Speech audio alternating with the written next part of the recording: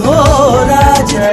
सबसे पहले मैं यहाँ हमारे 17 से 70 बैठे हैं, हमने उसको मुकम्मल की किया, कार्रवाई की मांग की, मगर देश आपने कुछ सुनने का नियमों का मुझे फोन आया, मैं उनका शुक्रिया अदा करता हूँ कि शहर में सियासी तौर से उन्होंने मुझे लाइट समझा और यूनिवर्सिटी के पास जाकर बातचीत के लिए मुझे बुलाया और हम वहाँ गए और उनसे बातचीत की। उस मामले में भी हमारी पूरी कोशिश है कि उस साधु को कड़ी से कड़ी सजा मिलना चाहिए, ताकि आइंदा से इस तरह की हरकत जो की जा रही है उस पर कहीं न कहीं रोक लगे। आज का जो जलसा है वो सीएम स्कूल में रखा गया है और ये शहर का जलसा नहीं है, ये शहर की मीटिंग नहीं है, ये आगरा के शुमाली हिस्से की मीटिंग है और आगरा के शुमाली हिस्से के लोगों को ही इस मीटिंग में बुलाया गया।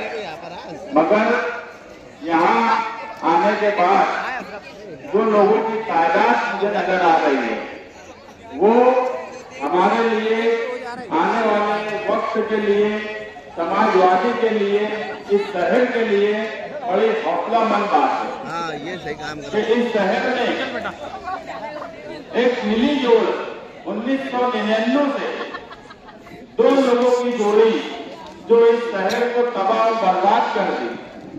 आप देखेंगे कि मुल्क में, रियासत में कहीं भी कुछ हो जाए, उस वक्त तक कोई सियासी लीडर, कोई सियासी पार्टी नहीं बोलती है जब तक हम नहीं बोलते।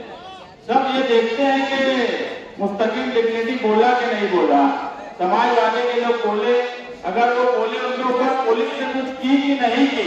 जब ये महसूस कर लेते हैं कि उनसे बोलने के बाद पुलिस ने उस पर कोई कार्रवाई नहीं की, तो फिर वो सिलसिला शुरू होता है यूट्यूब वालों को बुलाने का, अखबार में बयानबाजी देने का। अरे कब असलों गुस्ताख रसूल के सवाल पे तो वाहिद आदमी थे जो जेल में गए और हम उसको मेडल की तरह इस्तेमाल करते हैं। नाते भाई हैं, शेरू भाई हैं और भी 12 नंबर के लोग हैं जिन्होंने महीनों जेल में गुजारा। हम आज भी ये मानते हैं कि अगर कोई गुस्ताखी करेगा हमारे नबी के साथ तो हम न जेल जाने से डरते हैं, न लड़ने मरने से डरते हैं। हम हर चीज बर्दाश्त कर सकते हैं जिंदगी में, मगर कभी रसूल की शान में गुस्ताखी ये हम बर्दाश्त ही नहीं कर सकते। वो 12 नवंबर का भी वाकया, जब 12 नवंबर हुआ तो सबसे ज्यादा इफेक्ट जो हिस्से में पड़ा वो आगरा का शुमाली हिस्सा था। यहाँ के सैकड़ों नौजवान जेल में थे, सैकड़ों नौजवान जो थे वो परेशान थे, लेकिन उस वक्त भी यहाँ समाजवादी की सदर है, मैं खुद भी जेल में गया, उस वक्त भी हम जो है बराबर रहनुमाई करते रहे, कानूनी भी और जमहूरी तर्ज पर। एक डर और खौफ का माहौल बन गया था। हम ये बात जरूर मानते हैं कि कानूनी तौर पर मदद अगर 12 नवंबर के सवाल पर किसी ने किया तो वो आपके लोग थे, निहाली लोग थे, जो कभी पुलिस से नहीं डरे, जो कभी किसी गुंडागर्दी से नहीं डरे। मगर मुझे बड़े अफसोस के साथ कहना पड़ रहा है कि एक जोड़ी है जो मुसलसल इस शहर में, इस शहर की तरक्की के नाम पर सिर्फ और सिर्फ इस शहर को ठगा हुआ महसूस कर रही है। ना ही वो कोई तरक्की का काम करते हैं, ना इस तरह की कोई बात करते हैं जिससे तरक्की हो। जातियात पर जो लोग बात करते हैं, जातियात पर तकरीर करते हैं, ना उनके पास शहर के डेवलप करने की कोई प्लानिंग है, ना उनके पास फिरका परस्तों से लड़ने की कोई प्लानिंग है। फिरका परस्तों की लड़ने का क्या सवाल आता है? दोनों ही लोग अलग अलग जोड़ी जो है वो एक शिवसेना शिंदे के साथ है, एक बीजेपी के साथ है, सिर्फ तरीका अलग है। मगर वो ये समझते हैं कि मालेगांव शहरियान को कुछ समझता नहीं है, उन्हें ये कोई भी झांसा देंगे वो झांसे में आ जाएंगे। ऐसा इस शहर का हो नहीं सकता। आप देखेंगे 2019 का असेंबली इलेक्शन आगरा रोड के शिमाली हिस्से में निहाली वर्कर ही थे जो आसिफ शेख खाताडे के खिलाफ डट कर लड़ रहे थे। आज तुम्हारे हिस्से का एक आदमी, मैं उसका नाम नहीं लूंगा, 2019 के इलेक्शन में मुफ्ती साहब को कहीं नजर नहीं आया। जिस दिन पोलिंग थी उस दिन वो बच्चा बैठा था बारान हॉस्पिटल के आगे होटल पर। मुझे मुफ्ती साहब के अगर कोई मानने वाले लोग होंगे वो बोल रहे कि यहाँ पर जो आज सबसे करीब है वो पोलिंग के वक्त या इलेक्शन के वक्त वो कहीं रोड पर दिखा, किसी से वोट मांगने के लिए हिम्मत की, वो बिल में घुसा हुआ था। मगर आज सब कुछ उसी का, आज सब कुछ वही कर रहा है, जो वो बोलेगा वही होगा। जिन लोगों ने कुर्बानियां दी, जिन लोगों ने उनके लिए मेहनत की, जो निहाली वर्कर थे, जो मुफ्ती साहब के मानने वाले थे, जो रोड पर रहे, जो उनसे लड़े, जो उनसे भिड़े, उनको क्यों नहीं पूछा गया? सभी एंटी करप्शन पर हमला हुआ, सबसे पहले मैं सिविल हॉस्पिटल पहुंचा। उस वक्त के डीवाईएसपी साहब, मैंने उनको कहा 26 जनवरी के आसपास का मामला था, 1-2 दिन का फर्क था। मैं बोला अगर इसके खिलाफ सख्त कार्रवाई नहीं की गई, शेख आसिफ का भाई शेख वहाब जिसने हमला किया उस पर अगर सख्त कार्रवाई नहीं की तो शिवाजी पुतले के पास धरने पर बैठूंगा।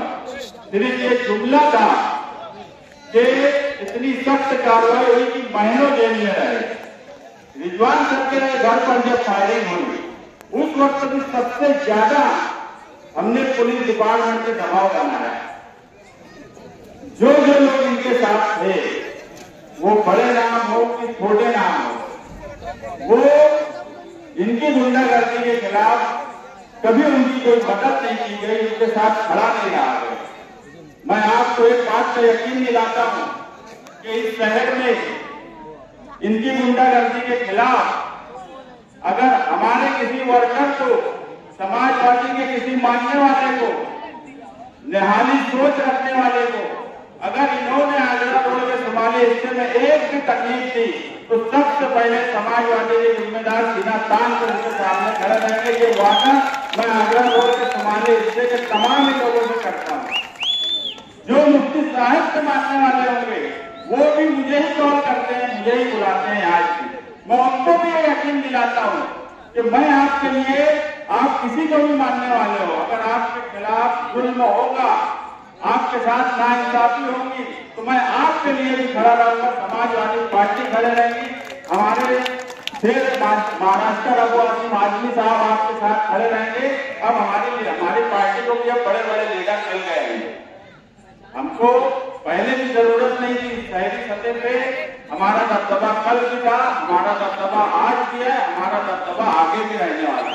मगर आज हमारे पास एक लीडर है अबू आसिम आजमी के नाम का। अगर कोई भी अपने आप को बहुत गुंडागर्दी करके कोई इलेक्शन के वक्त उनको डरा धमका कर कोशिश करेगा तो हम हर तरीके का मुंहतोड़ जवाब देना जानते हैं और हम रोड पर भी जवाब देना जानते हैं और ये पूरा शहर जानता है कि कानूनी जवाब भी हम ही दे सकते हैं। किसी और के बस की बात नहीं है, ना कानूनी कोई जवाब दे सकता है, ना सड़क पर कोई जवाब दे सकता है। ये भगोड़े लोग जो पुलिस के डंडे से भाग जाते, जो 12 नवंबर के वक्त बड़ी दबंगई से जुलूस निकालने की बात बोले, साल भर भागे भागे फिरते थे, ये ऐसे लोग आपके खिलाफ कुछ होगा तो ये खड़े रहेंगे। ये खुद के काम, ये कंपाउंड वाले जो है ना, उनका खुद का काम मुस्तकिल डिग्निटी 5 साल किया। मुफ्ती साहब के एमएलए रहने के बाद भी वो काम फाइटिंग से लेके उनके पर्सनल मैटर तक मुस्तकिल डिग्निटी काम करता था। और वो खुद ये बोलते थे कि वो क्या करेंगे, उनकी पार्टी का कारपोरेटर उनके सामने पुलिस ने तमाचा खा लिया, आके बड़ी शांत पोस्टर फाड़ दिए, तुम्हारा जब बच चलेगा उनका पोस्टर फाड़ेंगे, जब बच चलेगा उनके साथ बैठेंगे। उनके आगरा रोड के शिमाली हिस्से को नया इस्लामपुरा, हरियाणपुरी, आयशा नगर, रामनगर, इन सब एरिया के लोगों को बेवकूफ समझते हो। अरे इनके बस का होता तो ये जेल जाते, जेल। ना ये जेल गए, ना 12 नवंबर के वक्त जब शहर सबसे ज्यादा मुसीबत में था। मैं ये मानता हूँ कि मालेगांव शहर इन 5 सालों में अगर सबसे ज्यादा मुश्किल वक्त में उनके हालात, मुश्किल हालात आए तो 12 नवंबर के वक्त आए। एक डर और खौफ इस शहर में था, लोग जेल में चले गए, मगर उसके बाद भी कोई जेल में नहीं आया। कोई इतना दबाव, इतने बड़े, बहुत बड़े हम बनते, हम ऐसे हैं, हम वैसे हैं, जेल जाने से डरते, पुलिस से बात करने को ये डरते। बोलने को तो मैं बहुत कुछ बोल सकता हूँ, मगर मैं सिर्फ आपको एक ही बात बोलूंगा। आज आप यहाँ जितनी बड़ी तादाद में आए हैं, ये कहीं न कहीं ये हमें महसूस कर रहा है कि आंकड़ों के शुमाली हिस्से में समाजवादी की लहर रहेगी और 1 नंबर पर समाजवादी ये हिस्सा रहेगा। और ये आपने यहाँ आकर ये बता दिया कि ये निहाल साहब का घर क्यों है। ये घर इसलिए है कि आपकी तादाद जो है यहाँ बैठी हुई, ये इसलिए घर, ये मेरी वजह से नहीं है, ये शान हिंद की वजह से नहीं है, ये अब्दुल बाकी की वजह से नहीं है, ये नासिर किराना वाले की वजह से नहीं है। ये सिर्फ आप लोग जो यहाँ पर आए हो, ये तादाद ही हमारे लिए ये गढ़ है। और आज आपने साबित कर दिया कि ये हिस्सा हमारा गढ़ है और इंशाअल्लाह हमारा गढ़ रहेगा। आने वाला वक्त इलेक्शन का है। हरियाणा और जम्मू कश्मीर का आज इलेक्शन डिक्लेयर हो गया। अपना भी इलेक्शन अक्टूबर आखिर में या नवंबर में होगा। एक अंदाज लगाया जा रहा है कि अभी डिक्लेयर नहीं हुआ तो नवंबर में होगा। मैं आपसे सिर्फ एक ही बात कहूंगा कि रोड और सड़क की सियासत कब तक इस शहर में होगी। 25 साल से तू मुझे मुल्ला बोल, मैं तुझे हाजी बोलूं। पूरे हिंदुस्तान में कहीं ऐसी सियासत नहीं होगी। एक बोलता है आसिफ शेख, बोलता मुफ्ती साहब मेरे लीडर, मुफ्ती साहब बोलते हैं आसिफ शेख जो है वही लीडर। अरे ये कौन कदम क्या गाँव को बेवकूफ समझते हो?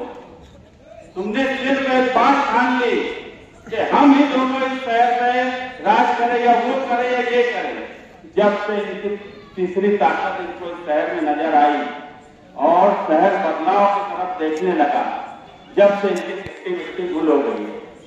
ये हैरान परेशान है जो लोग दावा किया करते थे कि बड़े सदाई है हमारे पास, बड़े जानकार है हमारे पास, 10,000 20,000 देकर रोक रहे। मुस्तकिल डिग्निटी से या समाजवादी के किसी जिम्मेदार से कोई बात कर देना है तो बेचारे का 10-20,000 का फायदा हो जाएगा। इतना तो है हमारे अंदर। ये हालत ये हो गई, भगदड़ बची हुई है। बड़ी मुश्किल से रोकने की कोशिश कर रहे हैं मगर रोक नहीं पा रहे हैं। आज हमारे मोहम्मद मेंबर जिनका इंतकाल हो गया, जनता दल के थे, उनके लड़के अतीक भाई पार्टी में शामिल हुए, हफीज भाई हुए और सैकड़ों नौजवान हुए। बहुत से लोगों का इस्तेमाल नहीं हो सका। मैं पार्टी ऑफिस को उनको बुलाकर इस्तेमाल करूंगा, मगर इस तरह के नौजवान, मैं सियासत में एक्टिव सियासत में मैं 20 साल से हूँ, मैंने कभी इस तरह से पार्टी में नौजवानों की शमूलियत नहीं देखी। आप देखेंगे किसी पार्टी में नौजवान की बड़ी तादाद में शामिल नहीं हो रहे, सिर्फ तुम्हारी पार्टी में शामिल हो रहे हैं। मैं 20 साल से मैं बोल रहा हूँ, एक्टिव पॉलिटिक्स में हूँ, मैंने खुद भी कभी इतनी बड़ी तादाद में लोगों को शामिल होते नहीं देखा। इसका मतलब है कि लोग बदलाव चाहते हैं। लोग चाहते हैं कि अब बात सिर्फ तरक्की की नारे की ना, अब बात अमली तौर पर, अब बात कॉलेज की क्यों नहीं होती, अब बात रोजगार की क्यों नहीं होती, अब बात नौजवानों और बच्चों के मुस्तकबिल की क्यों नहीं होती। मैं इससे पहले भी बोला, आप रोड और गटर के लिए वोट देंगे तो किसी को भी देंगे, कोई भी बना देगा, एक एमएलए चुन के आएगा, घर पर 2 भी जाएंगे तो 5 करोड़ उसको फंड मिलता है और रोड और गटर बन जाती है, मगर ईमानदारी से नहीं बनती।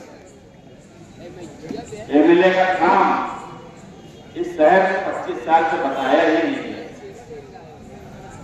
ये स्कूल जहां आप मीटिंग ले रहे हो, बताओ मुझे कौन सी सियासी पार्टी ने गरीबों की बस्ती में, जब तो आबादी भी नहीं थी, कोई स्कूल शुरू किया। मैं हमेशा बोलता हूँ 25 सालों में इस जोड़े ने शेख आसिफ और मुफ्ती इस्माइल की जोड़ी ने अगर कॉलेज में छोड़ो स्कूल बनाई हो तो आकर बताए कि ये स्कूल बनाई है। क्यों रोजगार के ताल्लुक से बात नहीं होती? शहर बढ़ता जा रहा है, यहाँ से रमजान पूरा पहाड़ लगने तक आबादी बढ़ रही है। कोई प्लानिंग है? आप किसी भी शहर में चले जाइए, जब शहर दूसरे हिस्से में बढ़ना शुरू होता है तो प्लान के तहत होता है। इन्हें कुछ समझता ही नहीं, ये कुछ करना ही नहीं चाहते। जितना ओरिजिनल मालेगांव है उससे खराब नए हिस्से में बढ़ना शुरू होगा। जमीन गलत तरीके से बेच कर लोगों को फंसाने का काम करते हैं। इस तरह की पॉलिटिक्स 25 सालों से हो रही है। एक एक बात, एक एक चीज का हिसाब है। अभी तो बहुत वक्त है इलेक्शन को। आपकी यहाँ तादाद हमको इतना तो हौसला दे दीजिए, हम बड़ी ताकत से इलेक्शन लड़ेंगे।